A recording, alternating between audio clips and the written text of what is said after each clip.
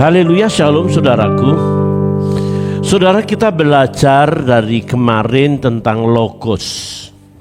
Kita mengerti jauh sebelum kelahiran Kristus, jauh sebelum Natal, logos itu sudah disampaikan oleh para teolog-teolog yang kita tahu pasti bahwa teolog-teolog itu mengakui betapa hebatnya logos.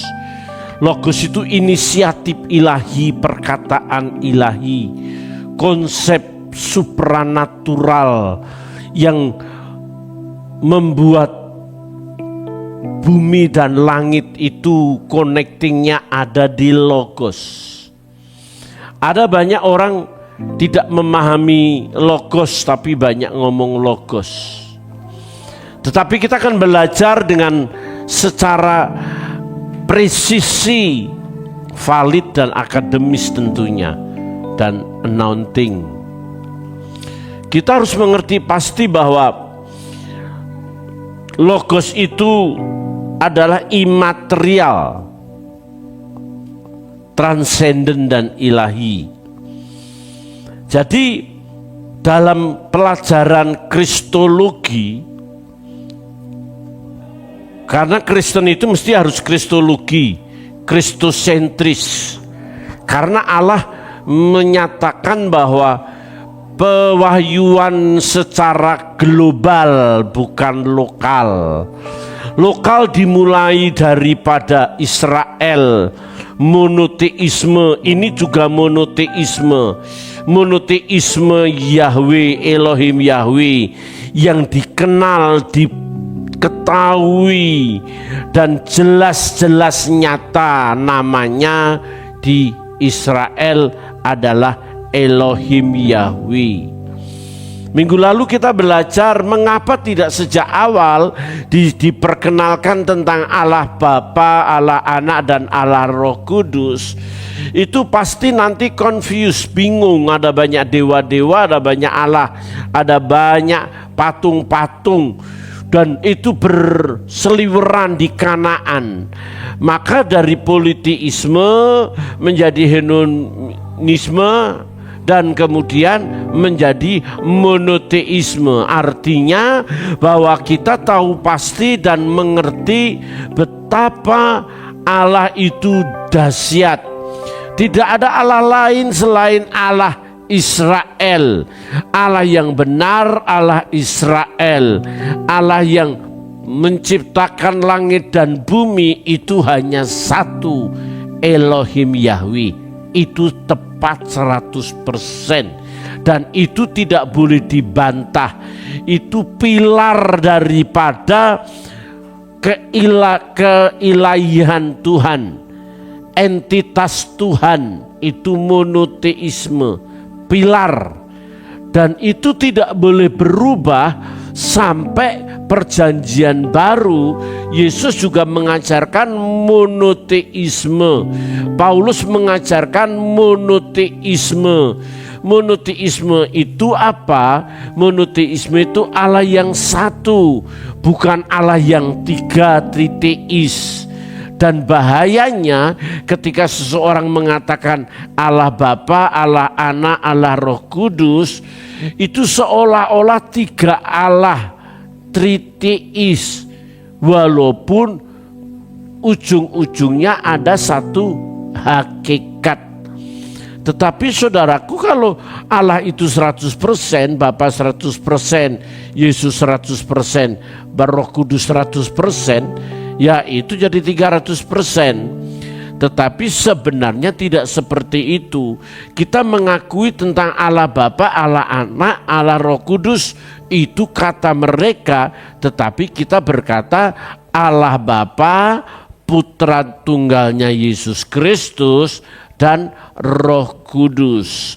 Di dalam Yohanes pasal 1 ayat 14, dalam bahasa aslinya saya baca dalam slide pertama. Kai hologot sak eginito kai eskenusen en hemin kai etesamita ten doxen auto doxen hos monogenos. para patros, pleres, karitos, kai aletheas. Saudaraku, jadi harus dipahami bahwa Allah itu nyata di dalam logos. Dan logos itu telah menjadi daging. Kita juga nggak fair kalau mengatakan Allah menjadi manusia. Bagaimana Allah menjadi manusia? Nggak bisa disulap tiba-tiba Allah menjadi manusia. Memang lagu-lagu Natal itu lagu-lagu yang menyatakan Allah jadi manusia, Allah jadi manusia. Bukan hitungan magic sulap lah Allah berubah bentuk menjadi manusia. Nah, Allah itu kan roh, saudaraku yang kekasih.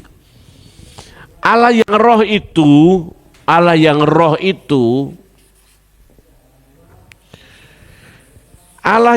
itu tidak mungkin menjadi manusia dalam waktu hitungan detik. Ini manusia daging, sak.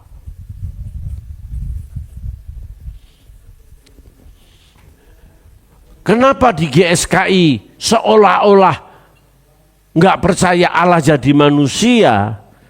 Memang runtunannya secara hierarki tidak magic, tapi sebenarnya mistik. Mistik itu sebuah rahasia. Mistik itu sebuah yang terdalam yang perlu diungkapkan. Tapi ini bukan magic. Allah jadi manusia bagi kanak-kanak yang di palungannya salam. Loh, bagaimana Allah terus tiba-tiba berubah bentuk jadi manusia? Ini melalui proses Allah yang roh berubah bentuk jadi manusia, namanya inkarnasi. Inkarnasi ini tentu cara bagaimana Allah menjadi manusia. Caranya gimana? Minggu lalu kita sudah bicara bahwa Adam itu diciptakan, jangan salah ya, diciptakan melalui nesama, roh Allah. Yesus dilahirkan dengan nesama dari roh Allah yang sama. Tetapi dua-duanya punya natur daging. Yang namanya firman menjadi daging, Yohanes pasal 1 ayat 14, ceritanya begini loh. Tidak mendadak, tidak ujuk-ujuk, orang Jawa bilang tuh, ujuk-ujuk. Ya. Tiba-tiba Allah jadi manusia. Melalui proses yang panjang. Proses panjangnya gimana? Sejak Kejadian 3 ayat 10 saja, ayat 15 benih perempuan ini akan menginjak kepala ular. Ya sudah kita bahas sejak awal dari pelajaran kita. Iblis tahu pasti benih dari perempuan. Dan perempuan itu nggak punya benih. Yang punya benih itu laki-laki, bukan? Mana ada benih perempuan? Mau hombreng kek? Nggak ada juga. Ya. Tapi benih perempuan itu iblis tidak menyangka, iblis tidak pernah memiliki sebuah pengetahuan jangka panjang. Iblis itu kalau dikatakan bodoh ya bodoh, tapi dia pintar juga. Dia pikir bahwa kalau benih perempuan ini akan menginjak kepala ular, maka ditaruh benih-benih raksasa-raksasa itu supaya tidak menginjak kepalanya. Maka bumi jadi jahat, kecenderungan orang jahat. Karena apa? Benih dari raksasa-raksasa itu. Saya tahu itu rekayasa iblis. Supaya apa? Benih perempuan itu tidak menginjak kepala ular. Padahal benih itu adalah roh Allah. Rohnya Allah. maka dilahirkan Yesus. Ini disebut putra tunggal. Putra tunggal Bapa. Kenapa? Dilahirkan. Kalau bidat-bidat, Yesus diciptakan sama dengan Adam diciptakan. Tapi Adam diciptakan dengan natur dosa, dia mengambil hak ingin menyamai Allah.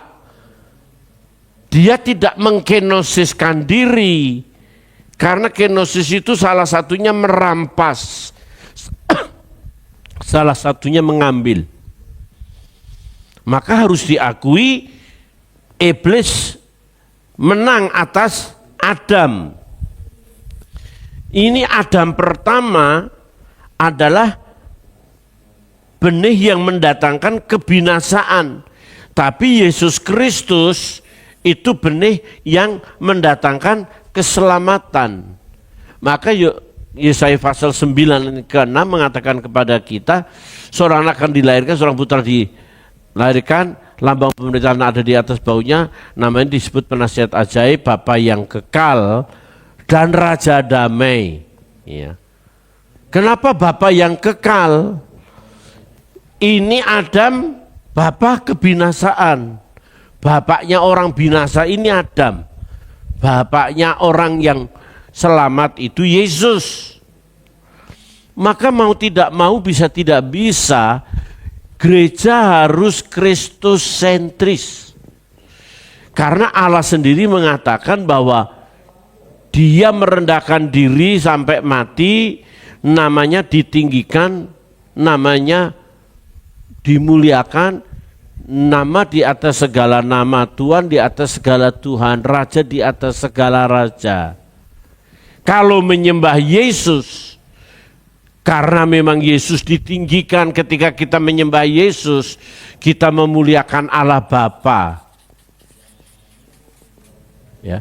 Bagaimana kita bisa memuliakan Yesus? Karena Yesus memang dimuliakan. Berapa kali Alkitab berkata bahwa Bapa mengatakan bahwa inilah anak yang kukasih, dengarkanlah dia. Inilah anak yang kukasih, kepadanya aku berkenan. Ya. Dan ketika kita percaya Yesus, kita memuliakan Yesus, maka kita memuliakan Bapa. Bagaimana itu bisa kita lakukan? Maka tidak jauh dari Roh Allah. Nah, saudara, ini pembahasan minggu lalu. Kalau dosen, kalau guru biasanya mengajarkan, mengingatkan dulu minggu lalu ajarannya apa. Maka kita belajar sekarang tentang inkarnasi. Inkarnasi itu bukan mengingkari nasi ya. Enggak makan nasi terus inkarnasi. Bukan. Inkarnasi itu sesuatu, oke, thank you.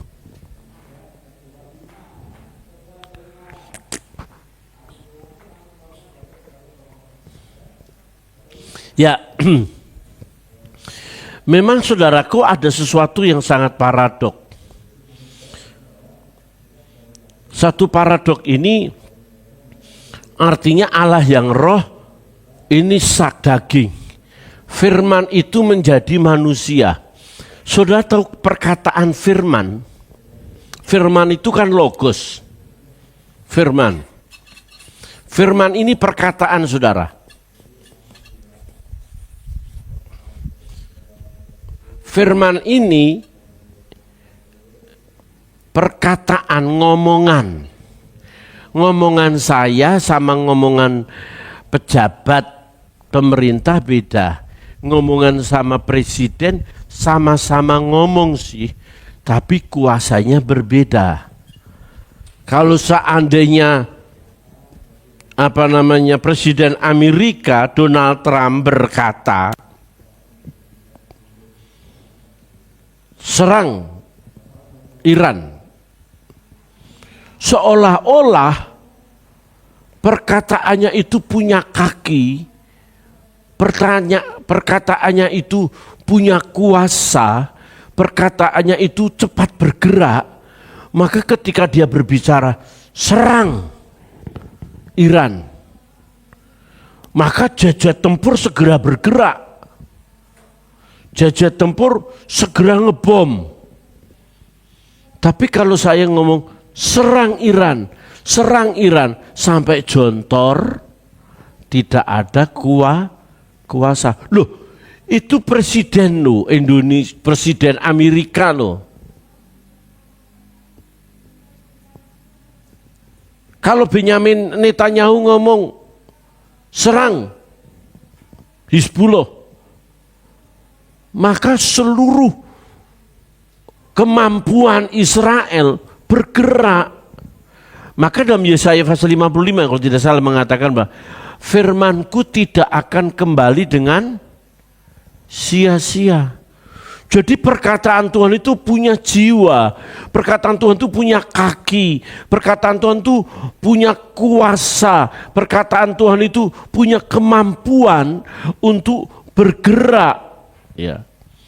Kalau Allah berkata, seorang presiden saja berkata, satu negara bisa diluluhlantakkan kok, itu baru manusia. Bagaimana kalau Allah? Allah itu berkata, logosnya itu punya jiwa, punya tangan, punya kaki, punya kemampuan untuk melakukan sesuatu. Jadi sebetulnya kalau ngomong logos, itu kita ngomongin tentang perkataannya Tuhan. Kalau ngomongannya Timotius, perkataannya Timotius, itu tidak di luar Timotius, itu di dalam Timotius. Itulah yang namanya monoteisme. Tidak ada perbedaan. Walaupun ada satu kata adalah ekonomi Allah. Pada waktu ekonomi Allah, tatanannya Allah, firman ini, logos ini menjadi manusia di dalam Yesus. Inilah yang namanya fungsi, bukan esensi.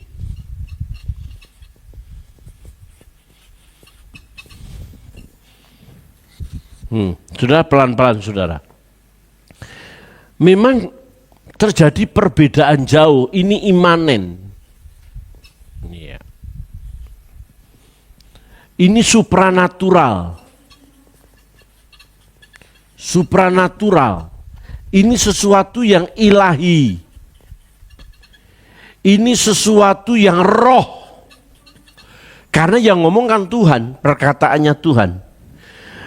Nah, logos ini prosesnya harus menjadi manusia. Kenapa? Yang diselamatkan manusia, dia harus mati demi manusia. Caranya gimana? Roh Allah hadir, Maria hamil, Yesus lahir. Itu proses ekonomi Allah, ekonomi kerajaan Allah, tatanannya Tuhan. Kenapa dia putra tunggal? Putra tunggal Bapa itu bukan karena Bapa di sana ada istrinya. Bukan Yahweh itu punya istri Asera melahirkan, itu ngawur deh, ampun dah. Itu kacau balau itu. Kita bisa bodoh saudara, tapi jangan sempurna saudara. Bodoh kok sempurna. Bodohnya nilainya berapa? 100. Ya nggak bisa begitu juga dong. Ya. Seandainya saudara dikasih etika nih, etika. Bagaimanakah cara berpacaran yang baik? Terus jawabnya gini, suka-suka gue dong, tubuh-tubuh gue, seneng-seneng gue. Kalau gue sama suka, terserah gue mau apa. Itu dalam tahapan akademis bisa nulis begitu. Wah, itu bukan bodoh, not stupid, but foolish. Gobloknya orang goblok. Goblok bin geblek bin tolol. Ya. Putra tunggal Bapa bukan karena ada persetubuhan di surga. Kalau Allah itu dilahirkan jadi manusia, kalau Yesus itu anak Allah, siapa bidannya? Nah, itu lebih ngaco lagi itu. Itu kita bisa bodoh tapi jangan sempurna. Kan ada bahasa perumpamaan, bahasa majas kan. Ya. Anak tangga. Emangnya tangga itu beranak? Anak kunci. Emangnya kunci terus kawin terus melahirkan anak? Ini loh, gitu loh. Putra tunggal, kan kita itu mengakui pengakuan iman kan. Senior pastor kita kan mengatakan GSKI mempercayai pengakuan iman. Kami percaya kepada Allah yang menciptakan langit dan bumi dan kepada anaknya yang tunggal. Tapi itu bukan triteis, itu monoteisme. Jadi antara imaterial dengan transenden dan ilahi itu harus masuk dalam dimensi yang sangat terbatas. Material terbatas, manusiawi. Yesus pandangannya juga pandangan manusia. Dia melakukan apa yang manusia lakukan. Cuma dia tidak berdosa. Yesus 100% mengkinoskan Allahmu. Aku datang dari surga. Tidak ada seorang pun yang turun selain yang dia pernah naik ke surga. Aku dan Bapa satu. Kerajaanku bukan dari dunia ini. Dia terlalu jujur mengatakan keberadaan dirinya. Hebat saudara. Kita juga nggak ngerti kalau kita ada di zaman Yesus. Apakah kita ini mempercayai Yesus sebagai Tuhan dan Juru Selamat? Kita nggak yakin loh mungkin saudara. Tetapi sekarang sudah dibuka dengan jelas, diberi informasi yang jelas. Ketika dia hadir di bumi sebagai manusia, nggak usah ngomong eksistensi, nggak perlu kita ngomong preeksistensi secara fungsi. Yesus yang dari Bethlehem sampai Golgota titik, nggak pernah ada lagi. Dia hanya mati satu kali untuk menebus manusia dari dosa. Dan itu yang diajarkan senior pastor, saya setuju. Karena dia ngajarnya baru separuh, kalau dia berseri-seri itu. Saya juga dengar berseri-seri, dengernya aja capek. Ya. Tapi itu pengetahuan penting.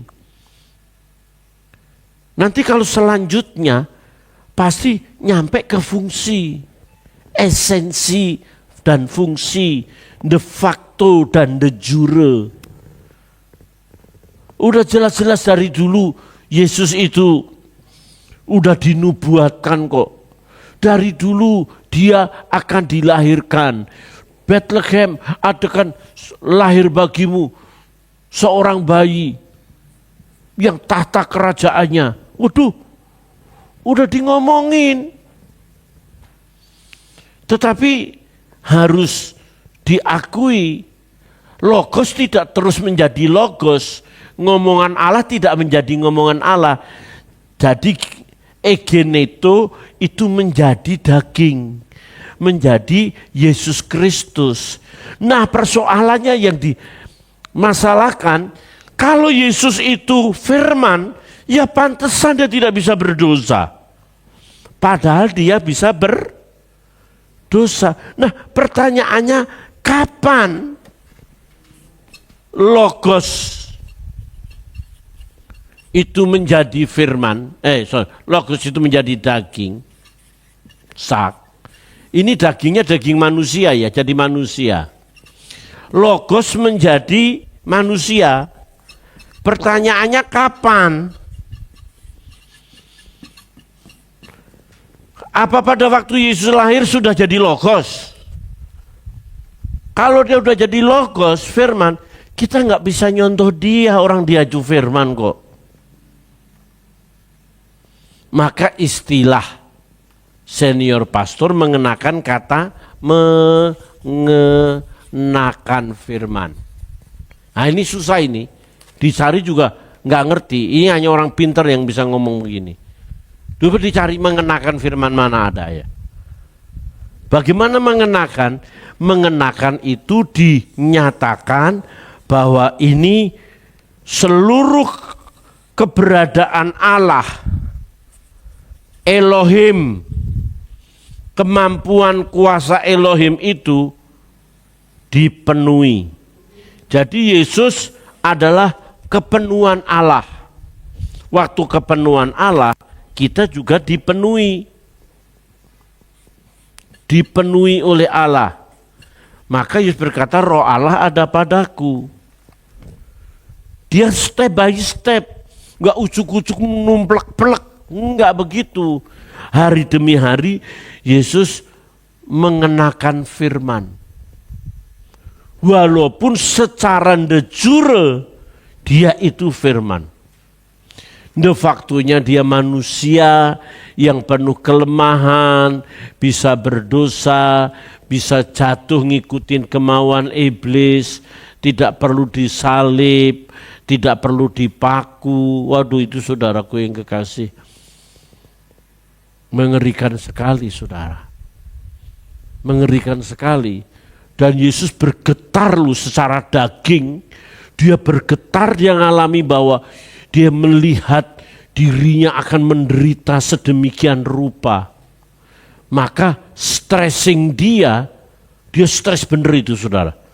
Siapa bilang Yesus tidak stres? Yesus stres berat. Maka peluhnya menjadi seperti darah. Karena orang yang stres, dia tegang, dia keringetan. Keringatnya seperti darah, pori-porinya pecah. Itu manusia. Jadi kalau Yesus setengah manusia, setengah Allah, salah. Yesus itu manusia yang bertopeng Allah atau Allah yang bertopeng manusia. Coba saudara pikir, Yesus itu manusia yang bertopeng Allah atau Allah yang bertopeng manusia? Saudara pikir dulu, habis itu jawab, saya minum. Haleluya saudara. Saudara bisa paham, mengerti Yesus itu bertopeng Allah atau Allah bertopeng manusia? Seperti pertanyaan, Allah yang dimanusiakan atau manusia yang dialahkan?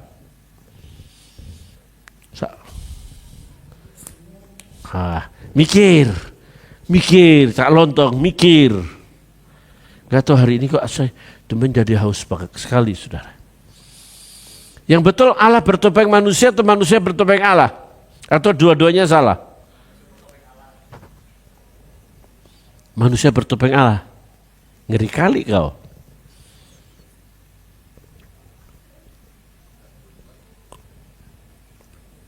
Manusia bertopeng Allah, Allah bertopeng manusia? Itu sama pertanyaannya. Yesus itu setengah manusia, setengah Allah. Halo? Ya itu pertanyaan menjebak saudara. Yang pasti dua-duanya salah.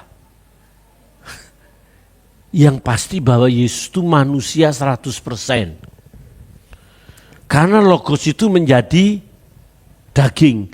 Dagingnya siapa? Saknya siapa? Dagingnya manusia. Kenapa Yesus disebut manusia? Karena lahir dari Maria.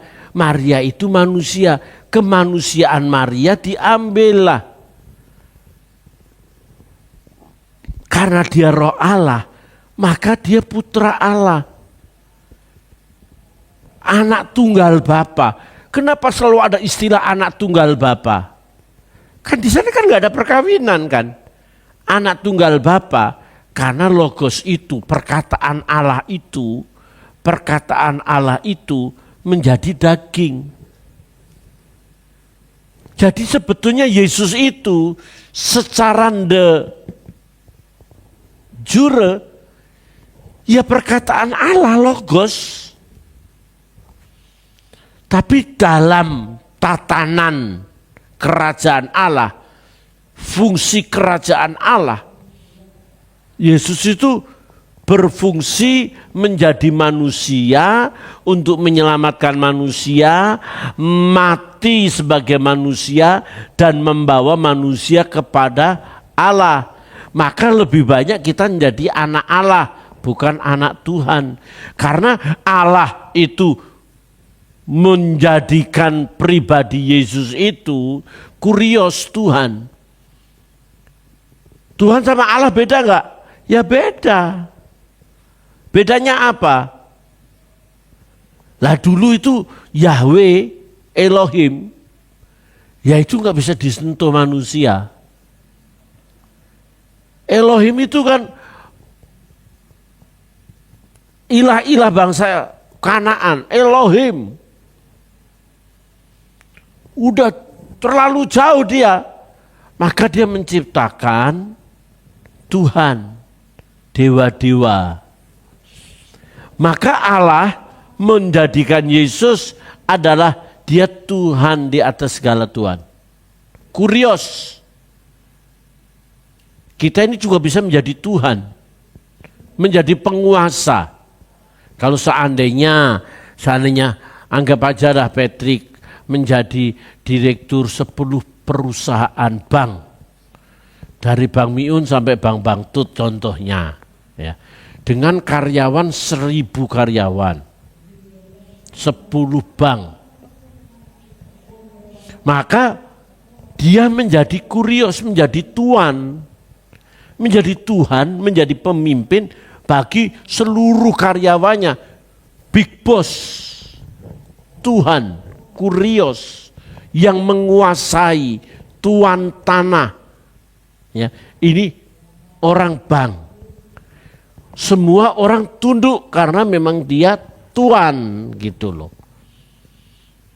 Maka tuan ini menguasai orang-orang di bawahnya secara minor, secara mayor ya bukan minor lah. Yesus itu bertanggung jawab seluruh umat manusia diselamatkan melalui dia. Tapi ide keselamatan itu dari siapa? Ya dari Bapa, karena begitu Allah mengasihi isi dunia ini. Dulu waktu pertama kali senior pastor berkata bahwa Elohim lo juru selamat bukan Yesus. Yang menjadi geger kan? Tapi kalau diruntun memang benar. Tapi orang gak siap. Memang Yesus satu-satunya juru selamat. Yesus bahasa itu eksekutor keselamatan. Ide keselamatan dari mana? Ide keselamatan itu dari Bapa. Demikian besar kasih Allah kepada dunia ini. Sehingga dia mengirimkan anaknya yang tunggal supaya barang siapa percaya kepadanya tidak binasa melainkan beroleh hidup yang kekal. Siapa yang punya ide mengirimkan anaknya? Elohim Yahweh. Enggak begini. Karena begitu besar kasih Yesus kepada dunia ini, maka dia mengirimkan dirinya sendiri. Nggak ada begitu. Lah orang belum diajar, belum ngerti, sudah nyesat-nyesatin, sudah membuat orang jadi terisolir. Sampai saya datang beli toko buku, saya ngomong, dari gereja apa, saya sebut gereja saya, langsung dia ngomong gini, itu yang gak percaya Yesus juru selamat ya? Aduh, Bu dengar dulu Bu, dengar dulu, runtunannya dengar dulu.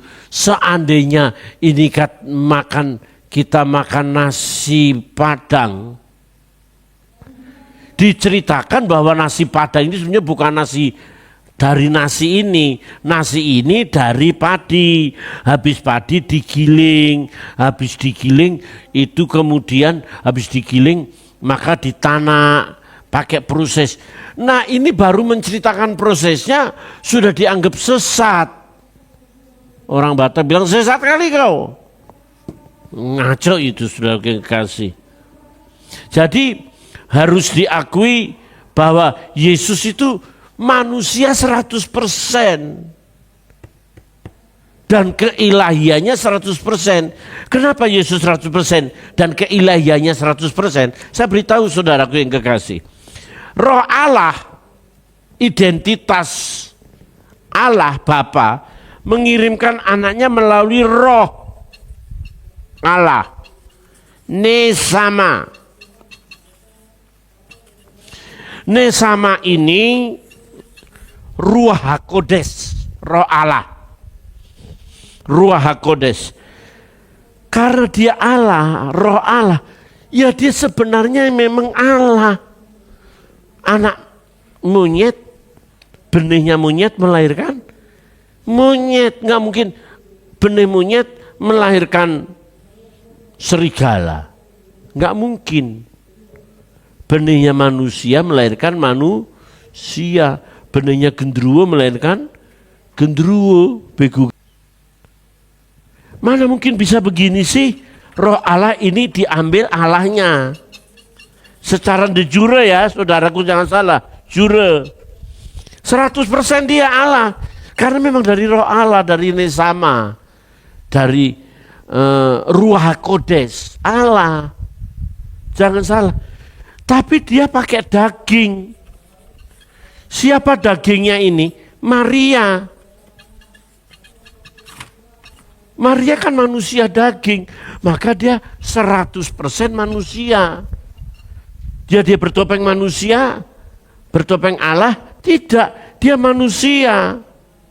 Tidak sedang bertopeng Allah, dia menjadi manusia. Tapi jurinya di dalamnya, kepenuhan Allah tinggal di dalam diri dia. Dia gambar Allah, dia itu esensinya Tuhan. Hebat dong, hebat. Tapi mengkenosiskan diri. Semuanya ditanggalkan. Kecuali yang satu tadi ya. Identitasnya diceritain terus. Supaya orang percaya. Pernah gak terjadi di bumi begini? Ya pernah. Lihat aja film-film Mandarin, Pai Shu-chen. Tahu Pai Shu-chen? Ular putih. Ular putih itu jadi cewek yang cantik sekali. Suaminya siapa namanya ya? Ngapain mikirin namanya suaminya? Saudara ya. Bentuknya ceweknya cantik sekali. Tapi konten di dalamnya itu jin, ular tua. Yang dia menjadi manusia, menjadi istri yang baik, dia masak. Padahal di dalam dia tuh kemampuan jin yang luar biasa yang bisa mendatangkan yang mendatangkan banjir. Mungkin banjirnya Sumatera kalah itu, banjirnya Aceh kalah itu. Loh saudaraku yang kasih dalam Tuhan, itu dalam film, dalam legenda Jawa itu ada Semar. Semar itu kepala dewa. Kepala dewa itu menghamba, jadi hamba. Jadi hamba termasuk Punokawan. 5 itu loh, Petruk Gareng, ya, Petruk Gareng Bagong. Semar itu majikan dari hamba-hamba itu. Padahal dia dewa. Sampai orang bilang, dia kalau ngeluarin gas, bumi goncang. Ya. Waduh saudara, yang begitu itu cuma gambaran. Nah, kita perlu tahu berarti firman itu menjadi daging, ya jadi daging. Kalau Yesus tidak kita hormati sebagai Tuhan, tidak ada ilahinya di dalam diri Yesus, tidak ada roh Allah di dalam diri Yesus. Yesus itu seperti agama lain, cuma nabi. Dia cuma guru agama, dia guru etika, dia orang yang baik. Kalau orang ngomong, jangan menyembah Yesus. Yesus cukup jadi teladan dalam perbuatan. Enggak begitu juga, itu kan ngawur. Itu lagu-lagu Pak Eras dulu. Sembah Yesus, ku sembah kekudusan namanya. Itu udah 100%. tepat 100%. Enggak boleh kita mendegradasi pribadi Yesus. Enggak boleh kita menjadikan Yesus sebagai tokoh guru agama. Kalau kita menjadikan Yesus sebagai guru agama, guru hanya teladan dalam perbuatan, Yesus sejajar dengan Buddha, Yesus sejajar dengan Konghucu, Yesus sejajar dengan tokoh-tokoh filsafat yang lain. Aduh, saya kadang-kadang susah hati dong, orang-orang kenapa bodoh banget ya melihat Yesus ya. Tidak ada rasa hormat sedikit pun. Saya menyampaikan ini bukan berarti merendahkan, tapi kalau kau sudah merendahkan Yesus, kau udah rendah sendiri jadinya. Udah nggak usah direndahkan juga udah rendah. Kayak saya nggak usah direndahkan juga, saya rendah 153. Maksudnya ukuran tubuh saudara. Egenoto itu become, menjadi. Ya. Menjadi itu adalah sebuah tindakan kodrat baru yang ditambahkan, bukan diganti. Kodrat baru yang ditambahkan, bukan diganti. Oke, saya sudah bicara lebih 40 menit. Kalau saudara mau bertanya, silakan bertanya. Mari, silakan tanya. Ada pertanyaan? Ayo. Atau di Bapak Ibu kalau mau bertanya di 0816706262. Silakan. 08, tolong di slide ditulis 0816706262. WA Bapak ada di mana tuh?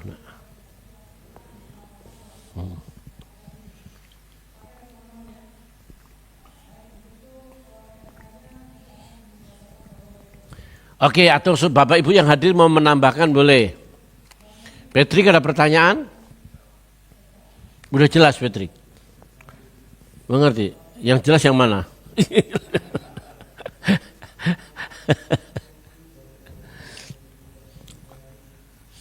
Jadi hebat loh saudara. Logos itu hebat sekali.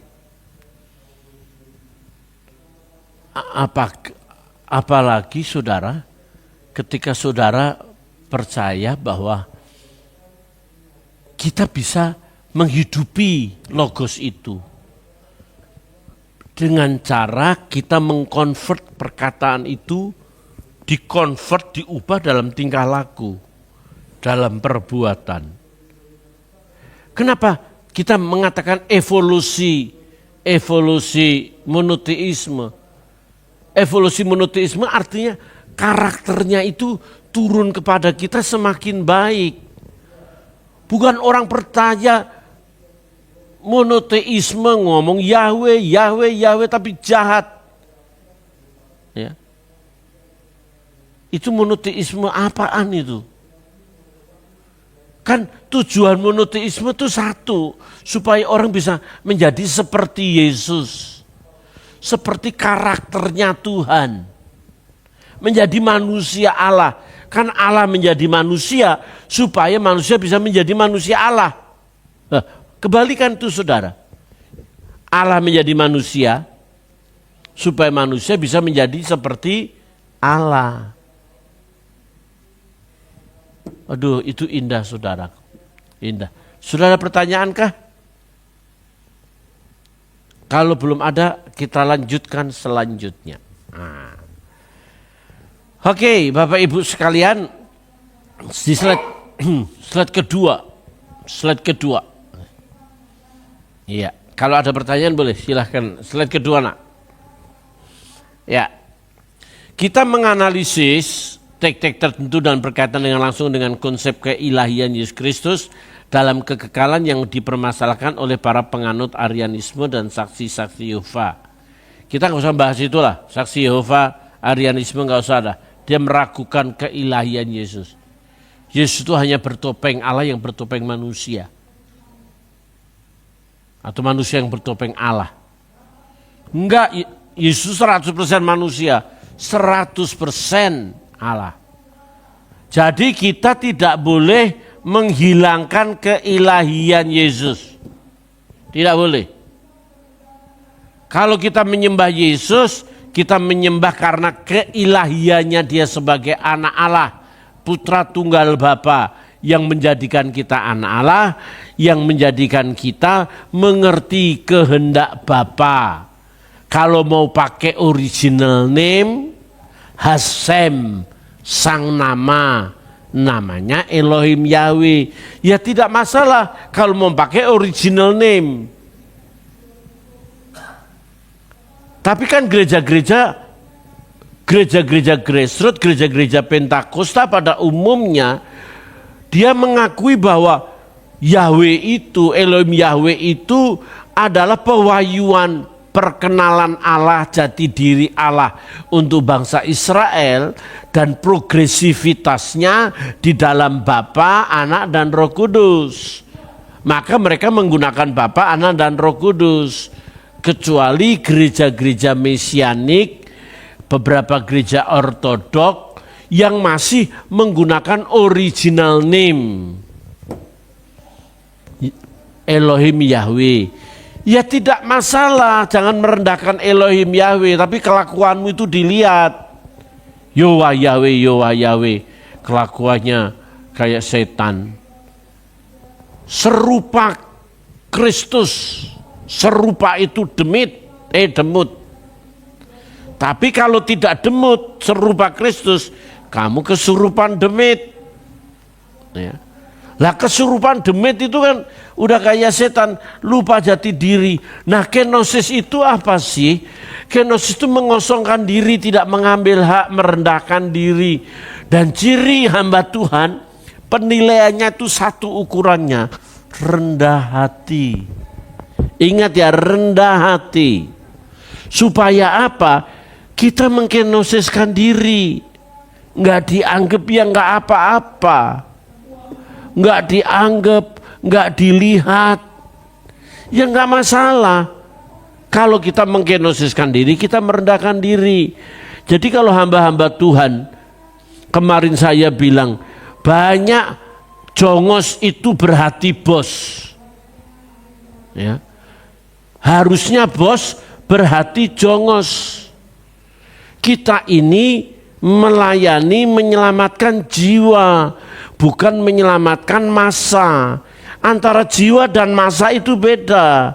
Kalau melayani massa, dicari orang-orang kaya, dicari orang-orang yang berduit. Ngelihat orang kaya, matanya merah, kuning, hijau, di langit yang biru.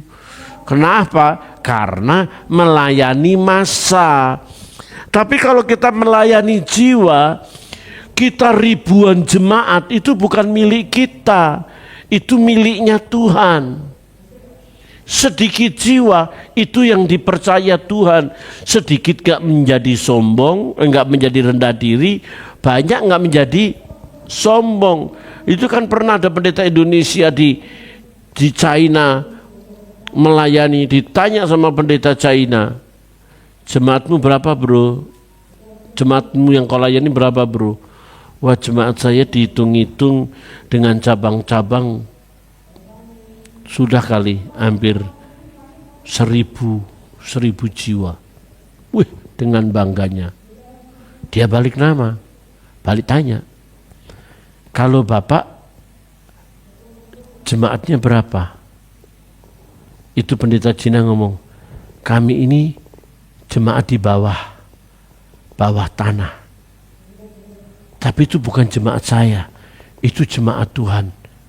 Jemaat Tuhan yang kami layani itu hampir 1 juta.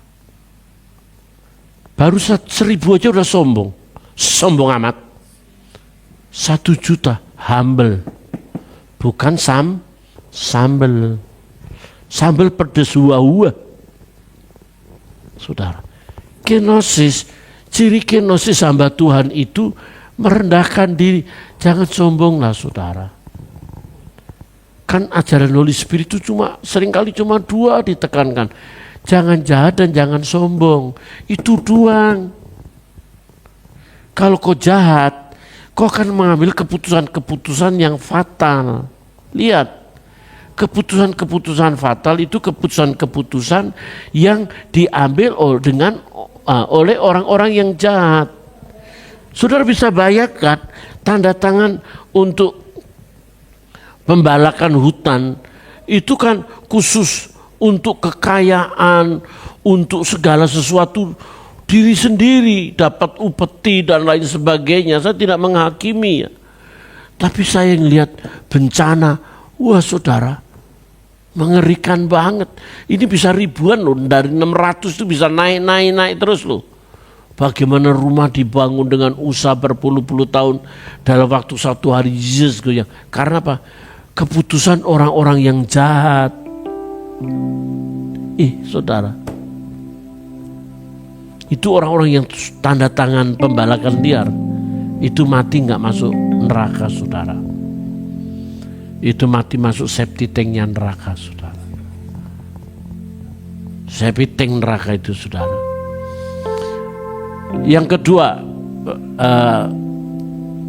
berdasarkan gramatika bahasa Yunani menggunakan kata NRK dalam Yohanes 1 ayat 1. Bersifat absolut, artinya frasa ini dipakai dalam konteks kekekalan, bukan dalam arti temporal terbatas, sehingga artinya tidak menunjukkan awal dari peristiwa tertentu dalam sejarah, melainkan menunjukkan permulaan absolut dari segala sesuatu. Jadi pada mulanya arkeologos itu ya memang jauh sebelumnya, sebelum segala sesuatunya ada. Pada saat Musa memimpin itu kan temporal. Pada saat Herodes menjadi raja itu temporal, tapi NRK itu persis sama Kejadian 1 ayat 1. Frasanya sama. Beresit. Beresit. Yang pertama-tama, yang utama, yang terbaik. Karena kata bahasa Ibrani beresit itu artinya resit.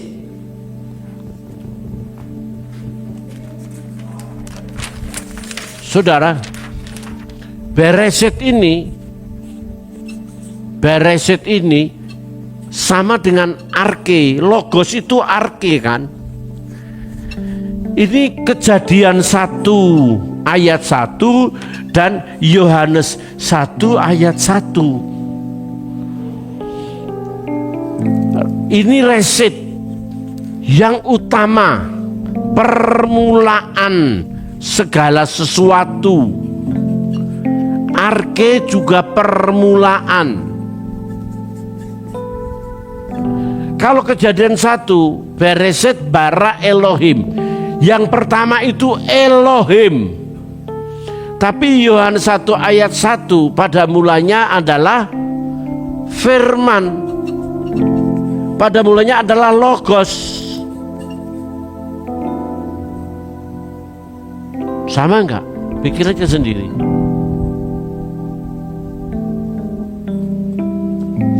Aduh saudara, indah loh saudara. Kalau kita belajar firman itu indah. Supaya kita enggak salah, saudaraku yang kekasih dalam Tuhan. Jadi ketika kita berbicara NRK itu sama dengan beresit. Jadi struktur kalimat Yohanes 1 itu mendukung prosa NRK sebagai kalimat utama yang berdiri sendiri, bukan sebagai anak kalimat. Jadi memang logos itu ada sebelum segala sesuatunya ada. Ya. Pada mulanya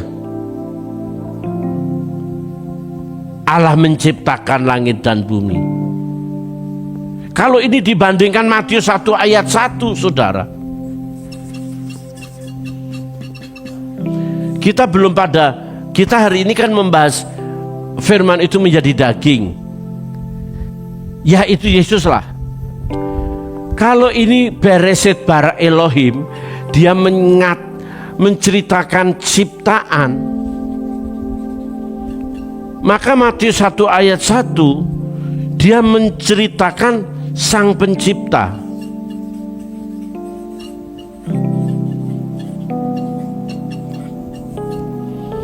Logos itu dabar. Tetapi Kejadian 1 ayat 1 itu tidak pernah menggunakan dabar. Wayomer. Wayomer itu amar. Amar itu perkataan Allah yang terjadi. Kenapa? Logos yang identik dengan dabar tidak dipakai di Kejadian 1. Kejadian 1 pakai wayomer. Maka berkat berfirmanlah Allah jadilah terang. Ya Allah kan ngomong diri sendiri. Objeknya nggak ada. Kalau saya berkata begini, saudara yang kasih, saya akan makan. Ya itu amar. Tapi ketika saya ngomong sama Patrick, ayo kita makan, itu dabar karena sudah ada objeknya. Saya ngomong sama Patrick, gitu loh. Nah, kenapa? Yang namanya amar itu kuasa Allah yang terjadi. Nah, nanti kita bahas minggu yang akan datang ya. Yang langsung terjadi tanpa ada objeknya. Tapi kalau dabar itu ada objeknya. Dabar itu ada objeknya, maka Allah berfirman kepada Musa. Tuh, saudara.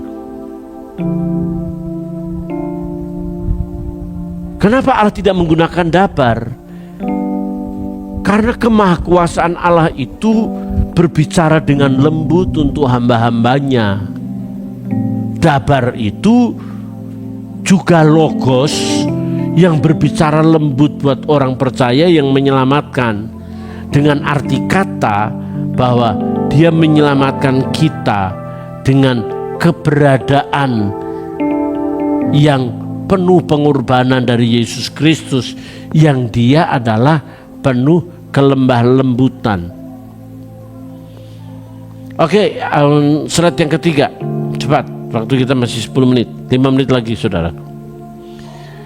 Yohanes 1 ayat 3 mengatakan adalah berbicara tentang peran aktif Sang Logos.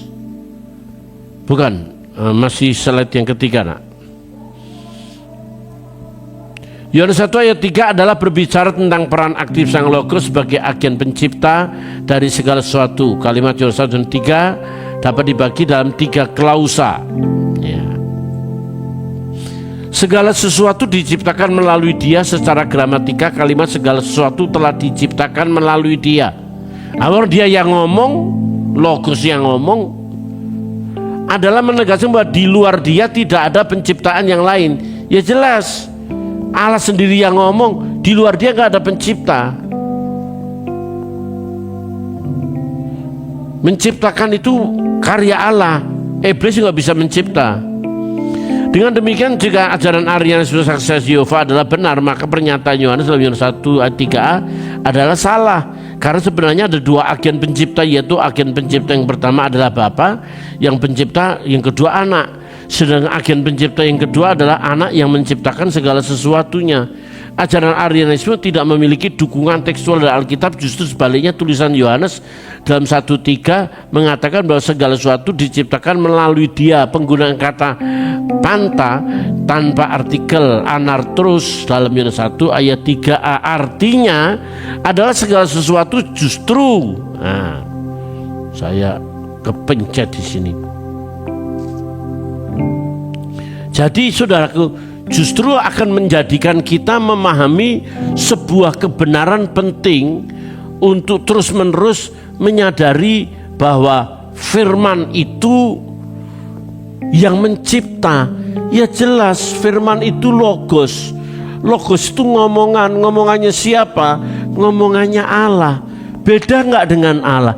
Ya nggak beda. Jadi Anak menciptakan, Bapa menciptakan pertama, Anak menciptakan kedua. Nggak bisa begitu dong, bro. Mono itu satu, nggak dua. Loh, kenapa Yesus menjadi manusia? Orang bilang agama lain, manusia dialahkan, dituhankan. Salah. Dia nggak usah dituhankan, memang dia udah Tuhan. Tapi selagi dia jadi manusia, secara fungsinya, secara ekonomi kerajaan Allah, dia adalah satu pribadi yang memiliki dua kodrat, satu entitas. Tadi saya lanjutkan saudaraku ya. Segala sesuatu justru menegaskan tentang konsep penciptaan yang tidak terbatas. Dengan demikian sangatlah tidak masuk akal jika Kristus diidentifikasi sebagai ciptaan yang pertama, tetapi kemudian pada saat yang sama diidentikan sebagai pencipta segala sesuatu. Jadi saudaraku, sangatlah mengerikan kalau kita berkata Yesus itu diciptakan. Itu sebuah kebodohan yang sempurna. Yesus tidak diciptakan, tapi Yesus dilahirkan. Adam tidak dilahirkan, tapi diciptakan. Adam pertama diciptakan punya natur daging yang jatuh, mengambil haknya, ingin seperti Allah, merampas seperti Allah. Dia tidak mengkenosiskan diri, tetapi Yesus sama dilahirkan oleh Roh Allah. Tetapi persoalannya, dia juga punya natur daging, dan natur dagingnya dia tidak merampas kehendak Allah, tidak merampas ingin seperti Allah, tetapi dia mengkenosiskan diri, merendahkan diri, taat sampai mati. Saudaraku yang kasih dalam Tuhan, ada 3 menit terakhir. Bapak Ibu kalau mau bertanya boleh silakan. Kalau di WA ada pertanyaan boleh, karena di YouTube kita tutup untuk pertanyaannya supaya nanti tidak jadi ribut, karena ini menyangkut dogma ya. Yohanes 1:3 itu mengatakan, dan tanpa dia tidak ada yang telah diciptakan. Segala sesuatu telah diciptakan berasal daripada dia. Ketika kita membaca ayat kita perjanjian lama tentang ciptaan yang menciptakan segala sesuatu, kelihatannya dalam Yohanes 1:3 memberi penjelasan bahwa selain Yesus Kristus atau selain Logos tidak pernah tercipta apapun juga. Ya iyalah, orang diciptakan perkataan Allah kok. Perkataan itu dabar atau wayomer. Jadi terakhir, Yesus Kristuslah yang menciptakan pertama, tidak didukung secara tekstual dan bahkan tidak didukung ayat ini. Justru membuktikan bahwa Yesus adalah pencipta yang pertama. Yohanes 1:1 diidentifikasi oleh Musa sebagai Elohim yang telah menciptakan langit dan bumi. Tadi ada gambaran Elohim, Bereshit bara Elohim. Itu pada mulanya Allah menciptakan. Pada mulanya adalah firman. Firman itu bersama-sama dengan Allah dan firman Allah. Firman itu adalah, apakah Elohim itu Yesus? Kita bicara yang akan datang. Tuhan memberkati. Amin. Beri tepuk tangan yang meriah buat Tuhan Yesus Kristus. Kita naikkan pujian, ku mencari hadirat-Mu. Naikkan pujian ini saudaraku yang kasih dalam Tuhan, ku mencari, katakan